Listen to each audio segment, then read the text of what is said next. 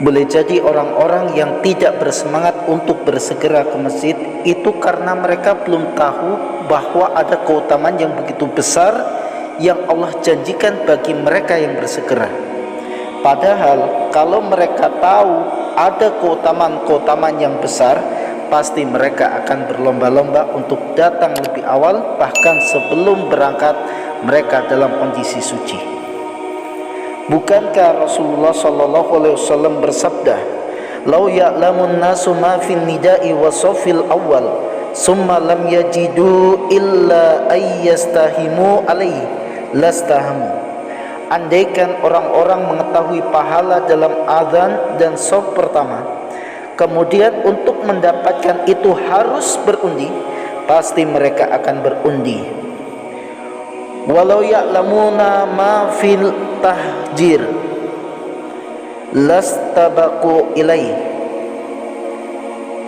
Dan andaikan mereka mengetahui pahala yang datang lebih dahulu untuk sholat berjamaah, pasti mereka akan berlomba untuk mendapatkannya.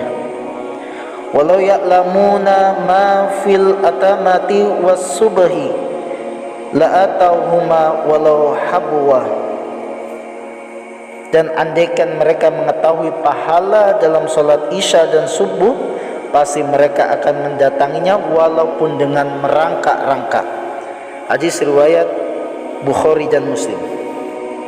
Inilah yang menjadikan mereka, para pendahulu kita, para salafus soleh, mereka sangat bersemangat, bahkan mereka berlomba-lomba untuk bisa mendatanginya lebih awal. Bahkan dalam kondisi sakit sekalipun, dalam kondisi mereka berat untuk ke masjid, meskipun mereka mendapatkan udzur, tetap mereka paksakan. Hal ini sebagaimana seorang salaf yang bernama Muhammad bin Khufaif. Apa yang dilakukan oleh Muhammad bin Khufaif ketika beliau jatuh sakit, mengalami sakit perut yang sangat luar biasa, jangankan untuk jalan, untuk berdiri saja setengah mati. Namun ketika beliau mendengarkan azan, maka beliau menyuruh orang-orang yang ada di sekitarnya untuk mengantarkannya pergi ke masjid, untuk memapahnya agar dia bisa dibawakan ke masjid. Maka ketika itu orang-orang mengatakan, "Ya Muhammad bin Khufaif, bukankah Allah subhanahu wa ta'ala memberikan rukhsah kepada anda, keringanan kepada anda, bahwa anda boleh untuk tidak berjamaah?" Namun apa jawaban Muhammad bin Khufaif? Inilah jawaban yang sangat luar biasa. Beliau katakan, "Idza sami'tum hayya 'ala shalah falam ta'arani fi safi fatlubuni fil maqabir." Kalau kalian mendengarkan muazin mengucapkan hayya 'ala shalah dan kalian tidak mendapatkan Muhammad bin Khufaif berada di barisan shaf, fatlubuni fil maqabir, maka carilah aku di kuburan. Sampai seperti itulah Muhammad bin Khufaif. Kalau sampai terlihat sekali beliau absen, tidak terlihat, maka sudah bisa dipastikan bahwa dirinya telah tiada, dirinya telah meninggal. Maka seperti itulah potret para salafus soleh. Mereka antusiasnya untuk senantiasa mendatangi rumah Allah begitu besar, terlepas dari hukum yang ada. Meskipun ada yang mengatakan bahwa itu sunnah muakkadah, ada yang mengatakan sunnah saja, ada yang mengatakan fardu ain, bahkan ada yang mengatakan fardu kifayah dan lain sebagainya.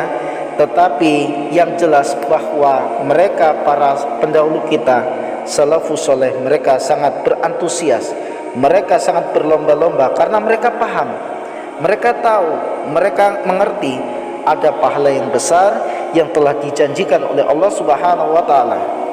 Bukankah Khalifah Umar bin Khattab ketika sedang asyik beliau berkebun, sampai-sampai beliau terlambat dan tidak sholat bersama imam, apa yang terjadi?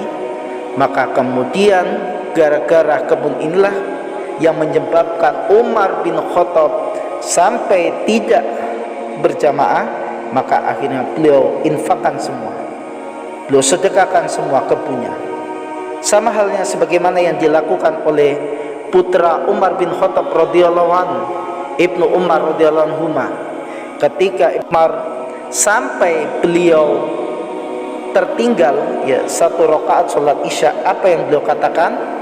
Kemudian beliau melakukan sholat semalam suntuk ini sebagai penebus supaya kejadian itu tidak terulang lagi.